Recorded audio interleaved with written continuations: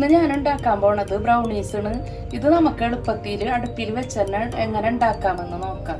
അതിന് വേണ്ടി ഞാൻ ഒരു പാത്രത്തിൽ 1/2 കപ്പ് ബട്ടർ ഒഴിച്ചിട്ടുണ്ട്. മെൽറ്റായിട്ടുള്ള ബട്ടറാണ് ഒഴിച്ചിട്ടുള്ളത്. അതിനുശേഷം മെൽറ്റായ ബട്ടറിലേക്ക് 1 കപ്പ് പഞ്ചസാര ഇടുന്നുണ്ട്. 1 കപ്പ് പഞ്ചസാര. അതിനുശേഷം 2 മുട്ട ഉടച്ചൊഴിക്കുന്നുണ്ട്.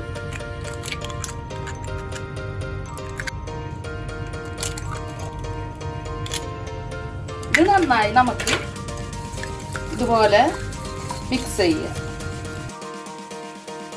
ഇതിൽ 2 ടീസ്പൂൺ വനില എസൻസും കൂട്ടി യോജിപ്പിച്ച് നന്നായി മിക്സ് ചെയ്യാം.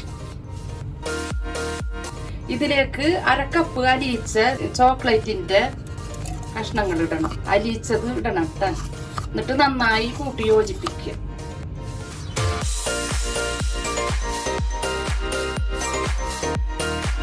ഇതിൽ എന്ത് ചോക്ലേറ്റ് ആയാലും വേണ്ടില്ല, ഡാർക്ക് കളറുള്ള എന്ത് ചോക്ലേറ്റ് ആയാലും കുഴപ്പമില്ല കേട്ടോ.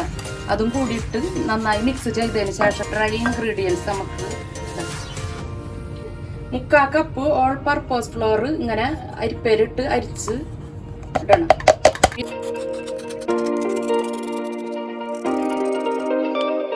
1/4 കപ്പ് അൺസ്വീറ്റനഡ് കൊക്കോ പൗഡർ ഇട്ടാ. ഇതും ഇതിൽ അരിപ്പയിലിട്ടിട്ട് നമ്മൾ അരിച്ചിട്ട് വേണം ഇടാൻ.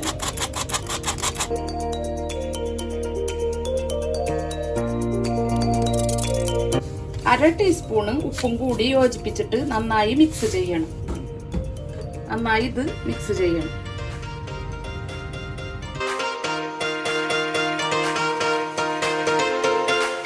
ലാസ്റ്റ് ഇതിലേക്ക് 1/2 കപ്പ് ചോക്ലേറ്റ് നമ്മൾ ചെറുതാക്കി അരിഞ്ഞിടണം.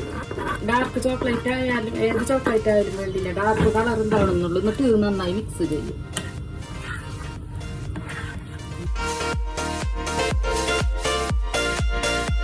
ഉണ്ടാക്കിയ മിക്സ് ഞാൻ ഈ ഫ്രൈ പാൻ 5 മിനിറ്റ് ഒന്ന് ചൂടാക്കി ബട്ടർ പേപ്പർ വെച്ചിട്ടുണ്ട്, ബട്ടർ തടവിയിട്ട് വെച്ചിട്ടുണ്ട്.